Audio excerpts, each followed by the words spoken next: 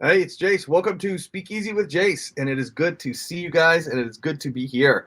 So, what I'm going to do real quick is I'm going to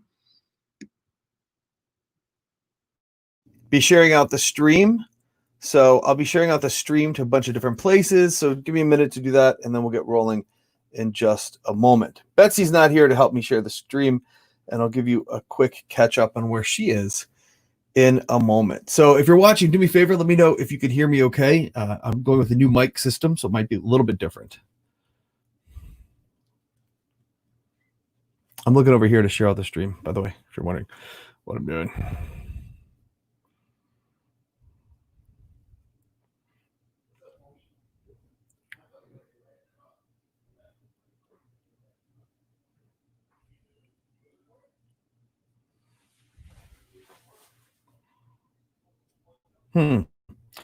Facebook wants me to start a watch party instead of just letting me share it out. Hi, whoever's watching, that's probably me. Probably me watching. I've noticed for those of you who are going to start doing lives, when we send out that we're doing a live, when we put a video out or an email out to the database, or when I really say, hey, we're going live tomorrow, the next day, we get a lot more viewers than if we don't. So give me a moment to just get it. Share it out to a couple different places real quick, please.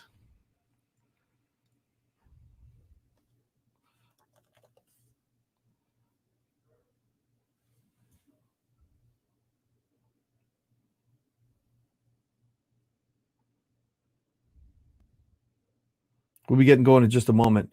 Hey, guys, I really love it if you have questions on speaking, if you have questions on how to speak, how to put together a structure for a presentation, how to make an offer. I'd really love to hear about that. And I've got a big win to share with you guys in a moment. So I've got a lot to update you on. Sorry, it takes me another minute. Betsy, where are you to do all this?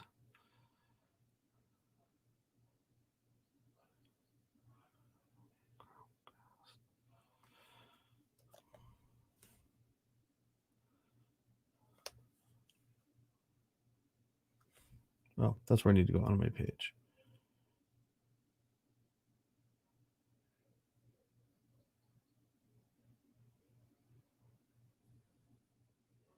All right, we're live. Hey guys, whoever's watching, welcome to the show. Please say hi, put out in the chat, put in there, and let me know. Can you guys hear me okay? Because I am using a new mic setup, and it should be working fine. It sounds like it's working over here. So let's see who's on. Let's do some shout outs. Well, it's not showing me who's watching yet. Got 4 of you guys watching. So, and that means we'll have more joining soon. So it is so good to see you guys. So let me give some quick updates on what's been happening. So Betsy's not here. I shared last week on the live, Betsy went down to Houston. And oh, by the way, on this live, you're going to learn about how to use your toughest times to make a difference for other people and to expand your speaking and grow your sales. So I am also, thanks to the wonderful RV Robinson, who is another speaker coach, she has inspired me to stand for my videos. So I'm playing with standing for them. It's very comfortable to sit down, but I'm going to play with standing today. So updates, Betsy. Actually, I'm going to give you Betsy's update in a minute when I talk about tough times. So for me, I sponsored an event this last weekend, and boy, I got sick. It really stunk. I had to miss a day, and I don't like that. I like to watch all the other speakers, but I spoke, and I had over 15 people book one-on-one calls with me to follow up. And so, almost half of the people that were attending booked calls, probably about a third or more booked calls. So that was really cool. My speaking went really, really well. So all week I'll be having great conversations with people to see if we can help them. So that's cool. So I want to jump into today's content. Today's content is how your tough times are the seeds of the soil for your biggest breakthroughs, but also it's how your message changes the world. And here's what I mean by that. When we're speaking and we want to make sales and make an impact, we need to share our story of how and where we learned what we learned. So I'll give you a quick demo of that, and then I'll give you some tools for you to start writing yours. So when I talk about how I've started to become a speaker trainer, I need to have a story that shows how I was really effective as a speaker before, ineffective as a speaker before, how I had a breakthrough, and how I am effective now. And that breakthrough needs to be mental, emotional, physical. So I need to learn something. I need to grow as a human being emotionally, become more compassionate, whatever that is. And then physical, get new tools and skills to apply. So when you share a story, it's so much more compelling. So I could say, I'm a speaker trainer, or I could say, there were times I crushed it and times I failed. I'm giving you like a super abbreviated version here. And I spoke one time and I bombed, and the promoter of the event sent his assistant to take me to dinner. And I thought, oh, maybe he's going to give me a pep talk.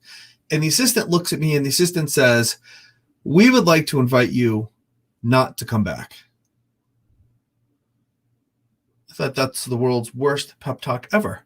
So so what I did is I got, it stunk. I'm in a good mood, so it's hard for me to go into that bad space. So, but anyway, so I determined, all right, I'm going to learn how to speak, and I'm going to figure out how to get this thing going and how to really master speaking. So I threw myself into studying, like, what am I doing when I rock? What am I not doing when I bomb? Why am I bombing? What am I leaving out? What do I need to do? So I created this thing called the World Class Speaker System. I used it on an edition where I wasn't supposed to sell. I did so good that the promoter said, let's sell your stuff. He put me on his big stage, and I was on that stage for 7 years. He came over to me after that first speech, and he goes, I'd like to invite you. But now instead of saying not to come back, he says, I'd like to invite you to come and speak to my group 4 times a year. I'll pay you monthly on a retainer, and you can sell your stuff. So that one tryout speech using the system I developed has resulted in hundreds of thousands of dollars to my business. But it came out of the pain of bombing and being invited not to come back. So as you're going through tough times as a speaker, consider it joy. So first, I want to give you a tool to get through tough times. You don't have to believe in the Bible. I do. But James in the Bible, there's a verse, James 1, 2-18, and he says, consider it pure joy whenever you face trials of many kinds, because you know that the testing of your faith produces perseverance. Let perseverance finish its work in you so that you may be mature and complete, lacking nothing. If you lack wisdom, ask God, and he'll give generously to all without finding fault, and it'll be given to you. So you'll be given wisdom. And when you ask, you must believe and not doubt, because the one who doubts is like a wave on the sea blown and tossed by the wind. That person should not expect to receive anything from the Lord. Such a person is double-minded and unstable in all they do.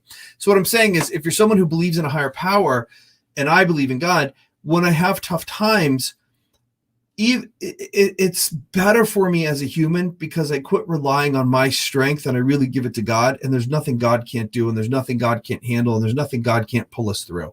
And so when I rely on God, it really helps me evolve as a human being, and it makes me more tender, more loving, more kind, more open to my fellow man, and more forgiving, more accepting.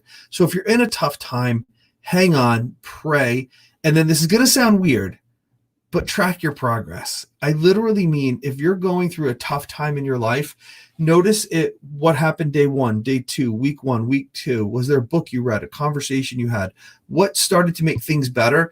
Because that progress that you'll have in that tough time will become part of your system and your message for when you get to a better place. Hey, whoever that was that mashed a like or love button, thank you so much. I really appreciate that. You guys, do me a favor. If you like the show, please mash that like button a whole bunch of times and share it out to a stream if you would. Invite your friends. Oh, let's give some shout outs. My mom's here. Hi, Diane. Leslie Sylvie, good to see you. Vicky Shaw, good to see you. Joel Smith, what's up, bud? So when you're in those rough times, track your tough times, because that becomes a part of the system you will share with people for them to get out of their tough times. And now I want to really address the importance of the tough time. And it's weird to say benefit, but kind of a secret hidden benefit that comes when you have really tough times. And here's what it is. I had a client come through my events, and she lost twins 3rd trimester. She had a miscarriage with twins. Well, if I walk up to a woman who's had a miscarriage at any point and I say, hey, it's going to get better, she's going to look at me like, what do you know, buddy? You have no idea the pain I'm going through. Maybe I could speak some truth in her life. Maybe if I'm leading an event, I'd give you the space to speak truth, but who knows, right? My client, however, who lost twins 3rd trimester, we worked with her, and her phrase that she came up with, because she's had some time to heal, to move forward, and she chooses to live her life full out. Her phrase is, there's fun after that. So her phrase for the world is, there's fun after that. No matter what you go through, no matter what difficulty, no matter what pain you have, there's fun after that. And so she can speak to a woman who's had a miscarriage and speak truth and life and hope into that woman's life in a way I never could. And so whatever pain you've gone through, whatever heartache you've had, while it stinks, and while we look back at those times like, I never want to do that again, you'll actually get to a point where you say, and I choose it. I choose it to be a part of my past and a part of my story because of how it's equipped me and who it's made me into, so that I will change the world. And there's a great quote. I'm going to take this off. Excuse me 1 second. I'm getting hot in here. I think it's, by the way, this is one of my favorite shirts. This is from a tough time. The weekend that my marriage had to be postponed, I was like, I'm just going to go live. And I flew to see the Northern Lights, which was on my bucket list. And I bought this shirt while I was up there. It's this awesome little brewery called Hoodoo Brewery. That's their logo. It's a little German fire truck. It was literally so cold that food trucks couldn't be open outside because it was like negative 35 or negative 50 or something ridiculous like that. So, but even the roughest times, there's good things that can happen, right? Like I could tell someone, hey, your wedding can get postponed and you can have stuff go really wrong, but you can still create love in your life, and have a great, amazing life. So back to our story. She says there's fun after that, and she can speak truth in a way no one else could. Another client, and I'm so excited. Hey, some other hellos. Ken joined, Janelle joined. Hi, guys. We have another woman that I'm so excited to be working with who, unfortunately, she was raped, and never want that to happen to anyone. And however, she has triumphed over it, and now she's a relationships and a sex expert who helps people have loving, passionate, amazing relationships and have really great sex with no shame. And if this woman can go through what she went through and then get on stage and share with people how to have great sex, how to have great relationships, how to have true love, and to have no shame, she could bring hope to a whole bunch of hurting women, and so she can speak. I think the devil has a special place in his heart to hate women, because women are such a example of God's love for the world. And, he created man, and then from man, he improved on man and made woman. So woman is like God's penultimate creation. So, and she's beautiful and reflects the beauty of God. So Satan really hates her. And so consequently, there's so much stuff going on in society that's damaging to women. And so if this woman can get on stage and start to spread hope and love and light for women, and help women who have been victims of sexual things, help women who have been abused to have great lives, then it could just be amazing. Hey, another shout out is Emmanuel just joined, or Emmanuel Cato just joined. I'm going to tell you guys a story about him in a minute. I'm so excited for what I'm doing with him. He's a brother of mine from Uganda. I bought one of my paintings from him. Actually, I bought multiple paintings from him when I was over there. And I love his art. And I'm going to tell you guys about him in a couple of moments. So back to our getting through the rough times. So as you're going through the rough time, pray, give it to God, hang in there, and keep an ear and an eye towards, on the other side of this, something great is going to happen. And then it's going to give you part of your messaging to change the world. So the Eckhart Tolle quote, and I'm paraphrasing, I don't remember exactly how it goes, but basically he goes, most people live their life like they're having a fitful dream. They toss and turn, but stay asleep. Whereas those of us that have had a nightmare wake ourselves up. And I look back with embarrassment on who I was in my early 20s and just what a selfish jerk I was.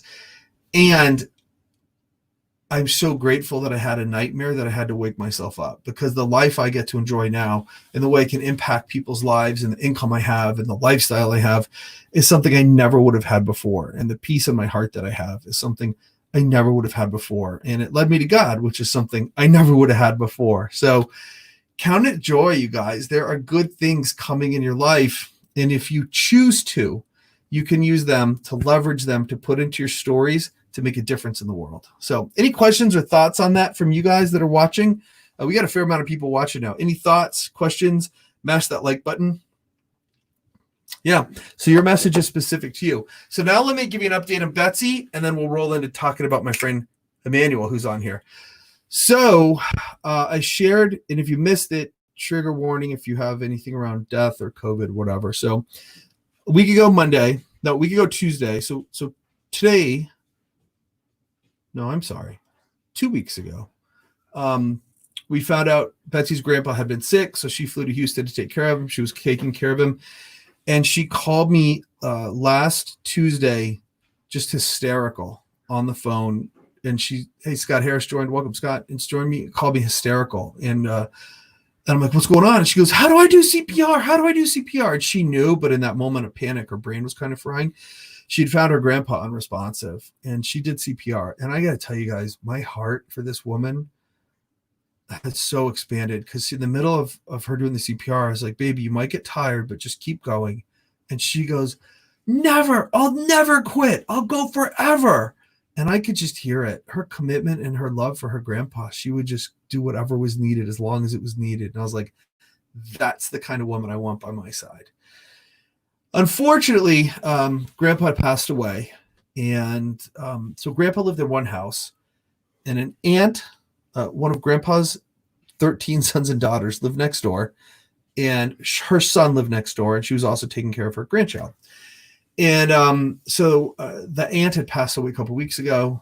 So now grandpa's passed away, and they went next door to check, and they found that the cousin, the son of the aunt, passed away.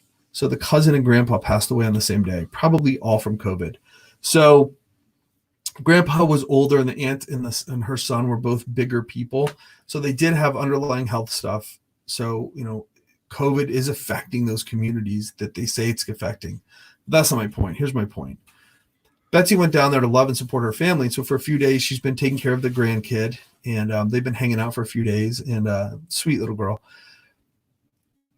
But Betsy's down there loving on her family, and she's been so strong for them that it's starting to wear on her. So my request and my prayer, if you're someone who prays or sends positive vibes or meditates or whatever, will you please send some love and hope to Betsy, because she's down there supporting them, and they've had 3 deaths in 2 weeks.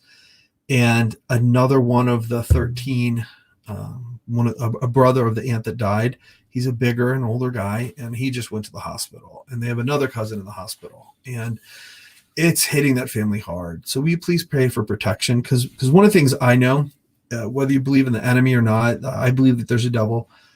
And you could just believe on the resistance, or they talk about it, outwitting the devil. They talk about there's a resistance and all that.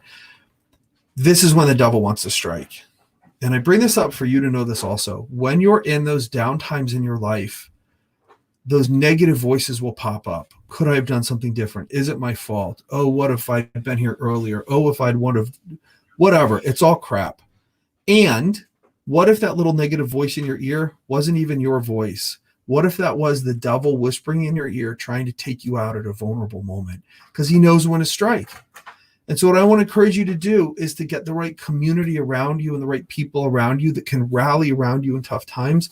And I want to invite you to reach out to us, reach out to your friends, reach out to people that will support you, reach out to people who love you. And so I want to give you what I call my 5Ks for success, like getting up the mountain, but it's also the 5Ks for getting through hard times. The time to put structures in place to support you in hard times, or when you're taking on something big, isn't when it hits, it's when you're healthy. Let me say that again. The time to put stuff in place to help you get to high achievements and to help you get through tough times, the time to put that in place is now, while you're healthy, not when you're in the middle of crap. So here's the 5Ks, and it's really the 5 cause. So first is have a cause. Have a cause. Have something that your life is about. Make it something bigger than you. So my cause is I believe that you have a God-given mission that only you can do, and it can be funded and fulfilled through your business. So what my mission is to help you live your mission. So together we make the world a better place. So 1, have a cause. 2, make a commitment. Put yourself on the line. Tell everyone you know what you're committed to. And in America, the fastest, best way to commit is to put cash on it. So when has my business most exploded? The more I've invested in my business. The real turning point for my business was 2016. and talked about those rough times. My ex-girlfriend was watching my dog Napa, and she had a seizure and wrecked my truck. And first they thought everything was fine, but then they found out Napa's lungs were filling up with liquid, and she might have to have a leg amputated. So I had to fly back from a speaking gig to be there. And turns out, everybody was mostly okay. They saved her knee, but she had a lot of surgeries, and Napa's lungs, they put them in an oxygen tank. Everybody was fine. But what hit me was I had this money in the bank I'd been saving, and I had all these things I wanted to do, but I wasn't fully taking them on. So I took that money, I invested in more courses, and I bought like my podcasting equipment and some other stuff. And then I started going to personal growth seminars again. I started throwing myself into them. So in 2016, I hired a personal coach. I took a leadership program, and I went into a business coaching program. I spent over $47,000 on coaching in 2016, but something really, but to be clear, and it was like payment plans too. So like $3,000 a month or more. I didn't have that money sitting around. It wasn't like in the bank. I didn't have 50 grand to just spend, but I did it trusting I'd make more money. So one, committing to all that got me in action. But two, what happened was, when you commit, you get rewarded.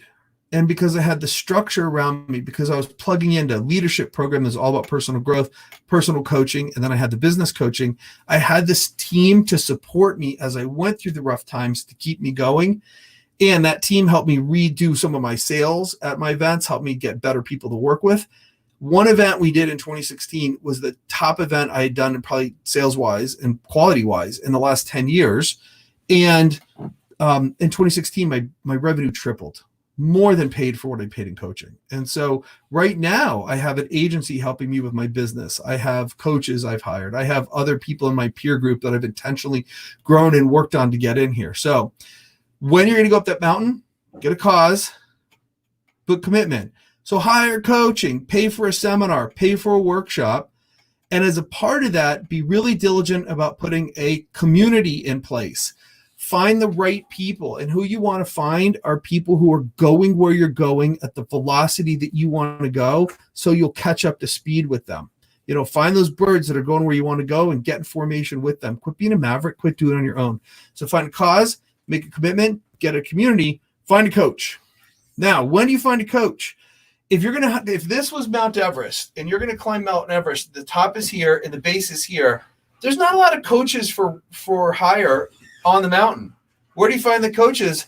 Before you even think about going up, well, after you think about it, but before you even get there, because the coach is going to tell you how to train, what to do, what kind of equipment to buy, how to work out, so that you're ready physically to climb the mountain. So in other words, if you're literally going to climb a mountain, you need to hire that coach to help you climb Mount Everest, or a guide, as they might call it, way before you even get there.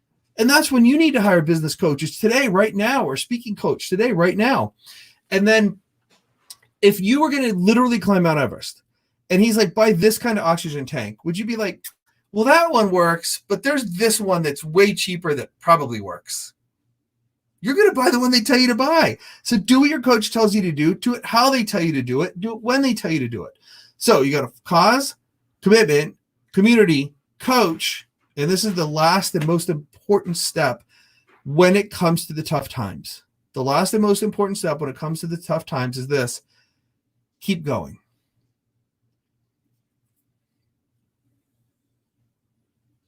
Sometimes courage is this small, quiet voice at the end of the day that says, I will try again tomorrow. And while try is kind of a failure word, that's courage, you guys, because if you're going to have massive success, at some point you're going to have massive resistance. How do you make the resistance smaller? How do you get through it easier? Get a cause, commitment, community, coach, and keep going. See, if you have a coach, they'll help you anticipate those rough times and make them so they're not as big of a dip, and help you go around or over them, or maybe not as a dip, or help you put up a rope swing so you don't have to go down that far. Whatever it is, if you have the right community and the right coach, they can help make the journey so much easier for you. But no matter what, at some point, you're going to hit a wall emotionally. And I reference a movie called Run, Fat Boy, Run. In this movie, there's this scene where he's finishing this marathon, and with about 5 miles to go, he hits a wall. And in the movie, they display this brick wall that only he can see. And he runs into the wall, And when he turns around to look at the community that's been following him to help him finish the race, it looks like no one's there. And that's how it's going to feel, you guys. There's just no way around it in my experience. There's a moment when you feel like you can't go on, and there's a moment you feel like it's not going to turn, and there's a moment you're going to want to quit. And that's your moment. That's your moment to say yes and take a step. If you're at home, do it with me. Say yes, yes, and then just take a step. And practice. Say yes, take a step. Because that's the moment of breakthrough. It's on the other side of that moment of quitting that everything shakes out. And I can't tell you guys how many times this happened in my life when I've just wanted to quit. Or I'm like, this marketing thing's not working, or this is this business ever going to turn around? Or, you know, or you get like a refund or angry clients, or a friend gets mad at you. You're like, just forget it. It's after that the breakthrough happens. So say yes and take a step. So some highs real quick. We've got watching Zach. Good to see you. Zach, my buddy from Texas. Bob Heron, friend to the world. Scott Harris, Tonio Garcia, Carol D. Madsen. Hi. Lori Himmelhoff. Hi. Good to see you all. So the way I help my clients practice for that moment, one of the things we do at Dynamic Life, and I had this shirt on for Dynamic Life, it's our breakthrough event that we do usually every January. I'm hoping with COVID we can do it again in January. And part of what we do is we get people up on high ropes courses, Dynamic Life. And the shirt says, live dynamic, be dynamic on the sleeves. So one of the things we have people do at Dynamic Life is get on a high ropes course so that physically their body, we have them, this one piece they have to step off and kind of let themselves fall. And physically their body, even though they're harnessed in and they're safe, their body is like, don't do it, don't do it. But we have them practice going, say yes, take a step, say yes, take a step, say yes, take a step. And we do it when we're on the platform so that when they get to where they need to say yes and take a step in the face of fear, they have practiced it so many times that when it's time to say yes and take a step, they stand up, they go, yes, boom, they take a step and they go. And it's the people who are the most fearful that say yes and take a step in the face of the fear that have the biggest breakthrough. And that's what will come for you. When you have the biggest resistance, you will have your biggest breakthrough as long as you keep going. So how do you keep going? Practice saying yes and take a step, and practice in life saying yes and take a step. You guys, I have an agency running my Facebook ads, and I just upgraded to them to do full agency for everything for me. And I'm like, I've never paid anybody this much money a month. And it's a lot. And, but I'm saying yes in the face of my fear. And on the other side of that will be the breakthrough. So for you, what's that thing you want to buy? What's that thing you want to do? Who's that person you want to call? Do it. And do it quickly. The longer you think about it, the harder it gets. Do it and do it fast so that you can get through it. Mayberry, get out of there. My friend Harold is visiting. You guys met him last week. His sweet dog Mayberry's in here. So she was trying to get into our room to eat Napa's food. So saying yes and take a step will keep you moving, keep you moving, keep you moving, keep you moving. And get in the practice of moving. So what that means is if you're like, that sushi dinner will be too much. Well, if you have a budget you're sticking to and that would be out of integrity to buy it, then don't buy it. But if it's just you really want it, but you're a little nervous about spending that much, then do it. Face your fear and move through your fear. Make that sales call that's hard. Write that book that's hard. And if you really want to make sure you get to your destination, well, commit to it. Put your money on it, and the more money you put on it, the more likely you are to finish it because you'll be more committed, but also you'll be hiring people to help you. And then hire a coach to help you work on your mind with what you need to do to process to get the result, but also more importantly, your heart, so that when your internal insecurities come up, you have a structure and a path to get them out of the way and keep going. And then get a community plug-in with people who are doing it. Like when I wanted to learn real estate investing, I got in with real estate investors, and I was like, can I hang out with you guys? And it just became normal to buy and sell houses because I was hanging out with them. Actually, what happened one day, I found this deal and I was hanging out with this guy, Eric, and I was like, he's like, yeah, you can hang out with me. And I was like, Eric, look at this house. And he's like, so cool. And I found this great deal, right? And we go to his office and he pulls out a contract and he puts it on the table and he slides it over to me and he goes, make an offer. And I was thinking to myself, because I was a new investor, right? I'm like, I hadn't done a deal yet. I'm like, I didn't say this to him, but I'm thinking like, dude, I was just talking. I just thought it'd be cool to find a deal. Like, look, I found a deal. I wasn't going to do anything with it. But here's where having the right community changes everything. He goes, you make an offer or I will. Suddenly in that moment, I got more afraid of Eric stealing that deal for me than of me writing an offer. And I got that offer, and it was the first owner financing deal I ever got, first deal I did as a full-time investor. But I wouldn't have done it if Eric hadn't said, you buy it or I will. Because that community of going for it got me to do it, because it was normal for him to buy. So it became normal for me to buy. So get that community, get that cause, make that commitment, get that coach. By the way, I'm going to put up a thing. If you guys are interested at all in speaker coaching, go to callwithjase.com. I didn't share all this to share my coaching with you. And I just spoke at an event and we rocked it, and we have people coming in. I'm launching a brand new program right now. I'd love to share it with you. You could book in right there, a free conversation with me. We'll see where you are in your business. And if you're wanting to use speaking to grow your business, and if you're wanting to be masterful at sales, we have a new we're literally like in our founder circle pricing and special things. I'm not going to tell you all the bonuses right now. We're helping people learn how to sell and learn how to sell from stage, so they can grow their business. Speaking is the fastest way to grow your business when you do it right. So at Call with Jase, you could find out how to do it. So that's about the tough times. So let me kind of rewind a little bit now. So use those 5 tools to get through: cause, commitment, community, coach, keep going. And then as you're going through a valley, as you're going through a tough time, you're going to wake up to something. You're going to learn something. You're going to grow as a person. Track those lessons so you can then teach them.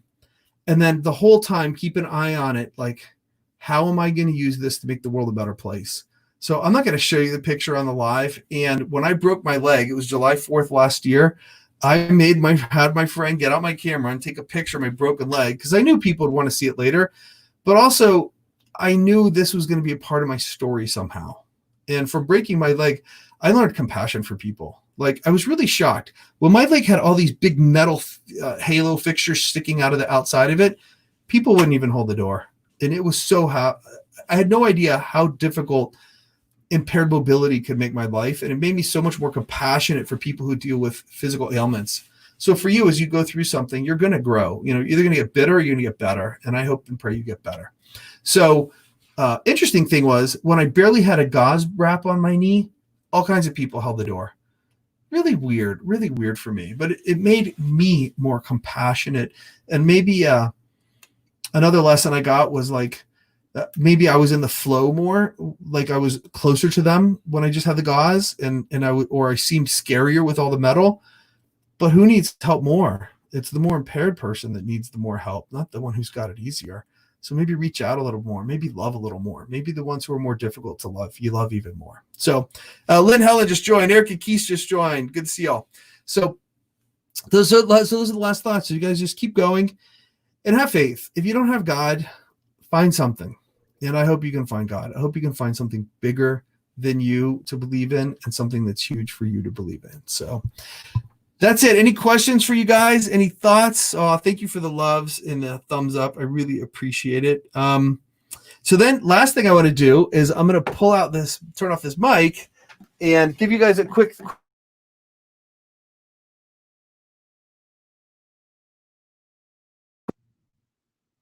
Can you guys hear me okay still? Can someone give me a thumbs up? Let me know, because I'm switching microphones right now.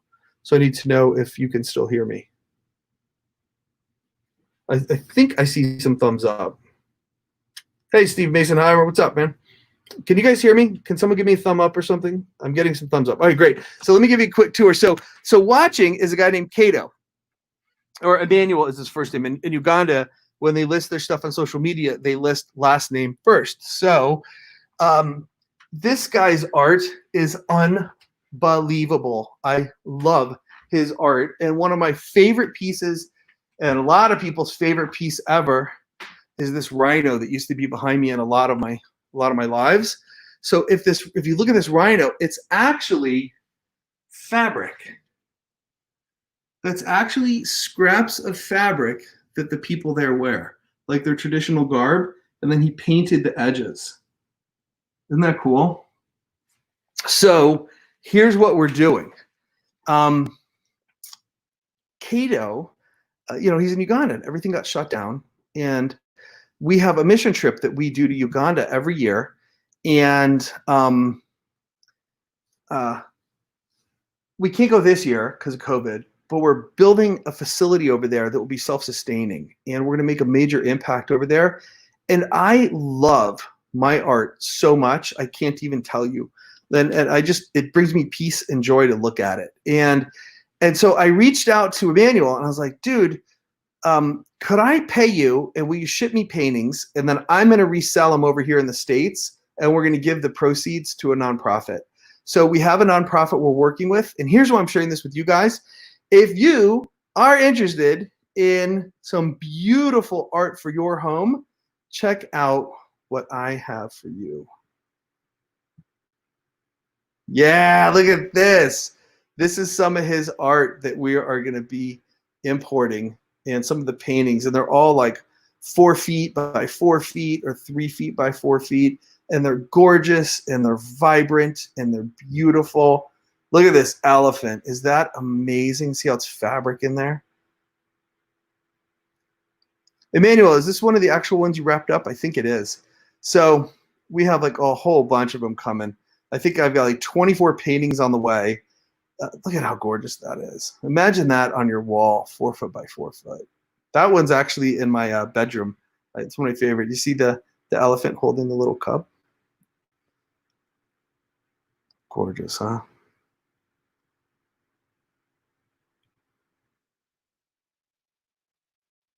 I love this stuff. I'm so excited. So right now it's somewhere between like Saudi Arabia and here. I think it was on a connecting flight through Saudi Arabia. So hopefully it'll be arriving soon. So I got the URL, African Art Permissions, and we'll put it up once we get all the paintings and we'll go live. But I just want you guys to know as a sneak preview that this is coming. If there's any painting you see that you want, just reach out. And yeah, the proceeds are all going to go to building this facility over there that'll provide medical, it'll be a self-sustaining medical clinic for really impoverished communities. And what's cool is they're building a lodging facility with it too. And the lodging facility, they'll rent out to missionaries, et cetera. And the money from that will pay for the medical clinic. So it'll be totally self-sustaining. And then also they're going to be empowering local, like they've put some local people through medical school as well. And they're going to do telemedicine. A guy who's helping spearhead this is an expert in telemedicine, et cetera. So that's what I have going on with Emmanuel, and I couldn't be more excited. We have art coming like this from a different artist eventually, but right now, this is our first one right there, like the rhino. So yeah, so that's it for Speakeasy with Jase today. Let me go back in the room so I can check the Facebook feed and see if there's any comments or questions from you guys. And if not, I think we're going to wrap up for the day. And please do keep Betsy in your prayers and your thoughts, everybody. Steve says, yo, yes. Yeah, man, this stuff looks so good, doesn't it? This one, by the way, is a different artist over there that I brought back to auction. So that one's available for auction. It's not as blue as it looks. My uplights make it look more blue. So that's it, you guys. I love you very much. Thanks for tuning in. And if you want to, go to callwithjase.com to book in a call with me, and we'll have a quick discussion, free, doesn't cost you anything, no obligation, none of that stuff, to see if you're a fit to learn how to use public speaking to grow your business. It's the fastest way to make an impact, make a difference. You know, we have a client who didn't really use it for business. She was using it to raise money for her nonprofit. She increased her donations from 1,000 to 11,000 using public speaking. So yeah. And that's about it. Steve said, yo, yes. Thank you, Steve. All right, guys, have a great week. We'll see you next Tuesday. Next Tuesday, we start a little bit later. The 4th Tuesday of the month, we start a little bit later. Bye, guys.